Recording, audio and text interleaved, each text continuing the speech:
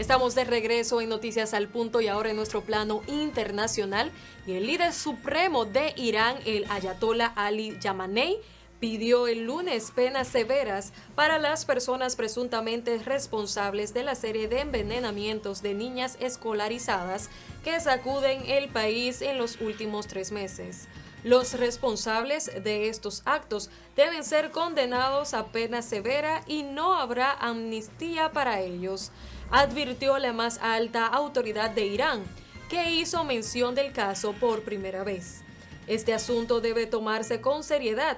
Si se aprueban los envenenamientos, se trata de un crimen imperdonable, precisó el ayatolá Khamenei, que se expresaba en Teherán ante los medios de comunicación. En total, desde finales de noviembre se registraron varios centenares de casos de intoxicación por gas en más de 52 establecimientos, según el recuento oficial.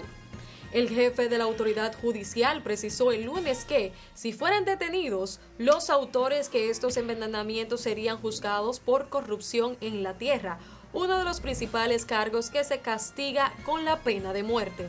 Hasta la fecha no se anunció ninguna detención, mientras las autoridades siguen investigando las sustancias que causan dificultades respiratorias y malestar que condujeron a muchas estudiantes al hospital.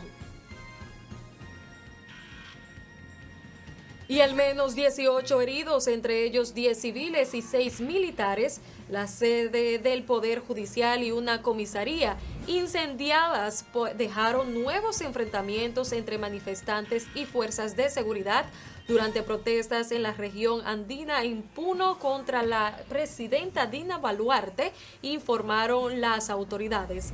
Las acciones ocurrieron en la ciudad de Juli cuando cientos de indígenas se movilizaron reclamando la renuncia de Boluarte, quien este 7 de marzo cumple 3 meses en el poder tras asumir en reemplazo el izquierdista Pedro Castillo, destituido por el Congreso tras un fallido golpe de Estado el pasado 7 de diciembre.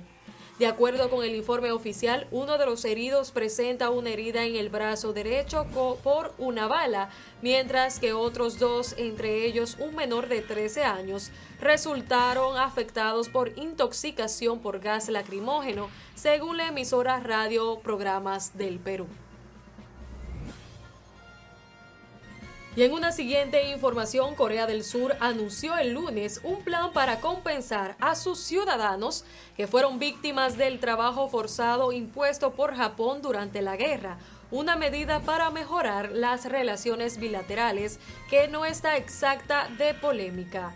Corea del Sur y Japón son importantes aliados de Estados Unidos en la región, pero sus relaciones bilaterales son tensas por el brutal mandato colonial de Tokio en la península coreana entre 1910 y 1945. Unos 780,000 coreanos fueron reclutados para hacer trabajos forzados durante la ocupación japonesa, según datos surcoreanos. Este registro no incluye a las mujeres sometidas a la esclavitud sexual por soldados japoneses. El nuevo plan del gobierno de Seúl es utilizar una fundación local para recibir donaciones de empresas surcoreanas que se beneficiaron del paquete de reparaciones japoneses de 1965 para compensar a las víctimas. El ministro de Relaciones Exteriores surcoreano Park Jin dijo que espera que Japón responda positivamente a la decisión y que haya una contribución voluntaria de empresas japonesas. Y China desveló el domingo uno de los objetivos de crecimiento más bajos en los últimos años para el 2023, pero aumentó su gasto militar al inicio de su sesión parlamentaria anual que debe brindar un tercer mandato presidencial a Xi Jinping. El presunto en defensa, el segundo más grande del mundo detrás de los Estados Unidos, aumentará un 7,2% este año a 1,5 billones de yuanes, su subida más fuerte desde el 2019. Ante los casi 3,000 delegados de la Asamblea Popular Nacional, reunidos en el Gran Palacio del Pueblo de Pekín, el primer ministro saliente Li Keqiang aseguró que los intentos de contención llegados del exterior no paran de intensificarse. Por ello, apeló a intensificar de su parte los entrenamientos del ejército, así como la preparación para el combate, mientras las tensiones sino-estadounidenses, especialmente alrededor del futuro de la isla de Taiwán, se acentúan. En un plano más global, el gobernante aseguró que la economía china experimenta una recuperación sólida después de 3 años de ralentización del crecimiento debido a la pandemia y a las duras restricciones sanitarias aplicadas por Pekín. Mientras tanto, el gobierno de Ecuador calificó el sábado de intento de desestabilización un informe del Congreso que recomendó un juicio político al presidente Guillermo Lasso por aparente corrupción.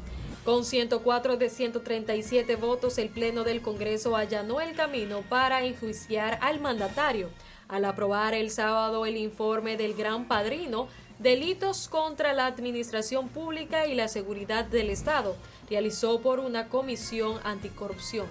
No es un acto de fiscalización, sino de evidente desestabilización, expresó después el ministro de Gobierno Henry Cucalón. En un video, por su parte, Lasso escribió en Twitter que el informe aprobado carece de sustento lógico, probatorio y jurídico. El Congreso investigó a Lasso a raíz de que el portal La Posta reveló una supuesta estructura de corrupción montada en empresas públicas por Danilo Carrera, cuñado del mandatario. Y las unidades de Afganistán reabrieron este lunes tras las largas vacaciones de invierno. Sin embargo, continúa la prohibición para que las mujeres puedan regresar a las aulas a estudiar, una restricción impuesta por los talibanes desde su regreso al poder en agosto del 2021. No teníamos ningún problema con que nuestras hermanas tuvieran clases segregadas de nosotros. Estábamos contentos por ello. No había ningún problema. Estudiábamos con mucho ánimo, dijo Mayor Saad, estudiante de periodismo a la AFP. El gobierno talibán prohibió a las mujeres el ingreso a las escuelas tras acusar a las alumnas de ignorar el estricto código de vestimenta para el sector femenino y la exigencia de ir acompañadas por un familiar masculino al campus. Previamente, la mayoría de las universidades tenían entradas y aulas segregadas por género y solo permitían que las mujeres recibieran clases con profesoras femeninas u hombres ancianos. Y en una última información en el plano internacional, los países miembros de la ONU alcanzaron el sábado un acuerdo para crear el primer tratado internacional de protección de la alta mar, destinado a contrarrestar las amenazas que pesan en ecosistemas vitales para la humanidad. El barco llegó a la costa, anunció la presidenta de la conferencia Rena Lee, en la sede de la Organización de las Naciones Unidas en Nueva York, poco antes de las 21:30 horas, entre los aplausos de los delegados. Tras más de 15 años de discusiones, incluidos 4 de conversaciones formales, la tercera sesión de negociación en menos de un año anunció el tan esperado consenso. El tratado es considerado esencial para conservar el 30% de la tierra y los océanos del mundo hacia el 2030, como acordaron los gobiernos del globo en un acuerdo firmado en Montreal en diciembre. Actualmente, apenas el 1% de la alta mar está protegida. Tras 2 semanas de intensas conversaciones en la sede de la ONU, incluida una maratónica sesión nocturna este viernes y el sábado, los delegados ultimaron un texto que no puede sufrir alteraciones significativas.